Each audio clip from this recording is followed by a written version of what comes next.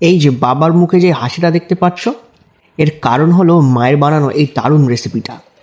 মায়ের আচমকা প্ল্যান তড়কা বানাবে, আর সাথে এমন একটা পরোটা বানাবে যেটা নাকি আগে আমরা কখনোই খাইনি। তো যেমন কথা তেমনই, তড়কা বানানোর জন্য ডাল কুকারে ফুটিয়ে নেওয়া হলো, আর পরোটা বানানোর জন্য ময়দার আটা মিশিয়ে তার মধ্যে টক দই, চিনি আর 1 চামচ মতো ঘি দিয়ে মেখে নেওয়া হলো।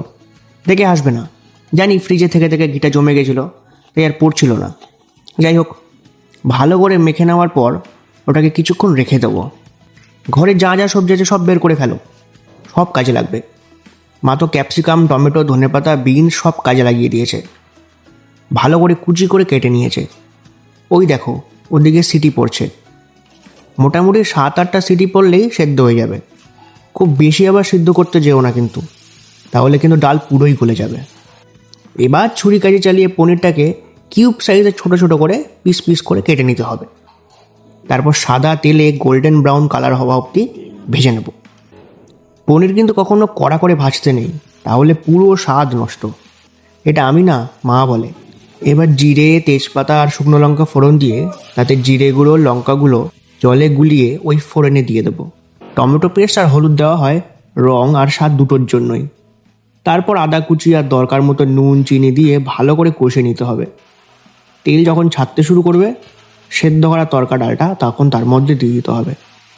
তারপর আর কি, জল দিয়ে ভালো করে নাড়াচাড়া করে ঢাকা দিয়ে রাখবো কিছুক্ষণ। যখনই ফুটতে শুরু করবে, দিয়ে দেবো পনিরের টুকরোগুলো। রঙটা দেখো কি দারুণ হয়েছে। এবার শুধু নুন, চিনি, কুচিয়ে রাখা ধনেপাতা আর গরম মশলা দিয়ে ছড়িয়ে দিলেই রান্নার কিন্তু একটা পার্ট শেষ। তড়কা তো তৈরি, এবার দিয়ে খাওয়ার জন্য পরোটা কোথায়? নাকি শুধু শুধু তড়কা খাবো?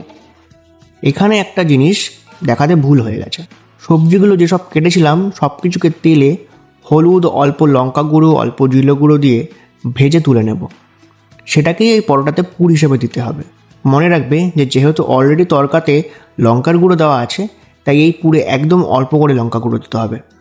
আর যদি খুব ঝাল খাবার ইচ্ছা হয় তাহলে দিও তোমাদের মতো বেশি করে, কিন্তু জিভ পুড়ে গেলে আমাদের বলবে না। এই পুর এই পরোটার জন্য অন্যতম জিনিস, আর ওটাই ভুলে করে রেকর্ড করে নিই। যাই হোক, বেলা হয়ে গেলে সাদা তেলে ভেজে নিলেই মায়ের তৈরি স্পেশাল পরোটা আর তড়কা তৈরি। একবার বানিয়ে ফেলো আর দেখবে মুখ দিয়ে তোমারও আমার বাবার মতো হাসি বেরোবে। দেখা হচ্ছে পরের ভিডিওতে।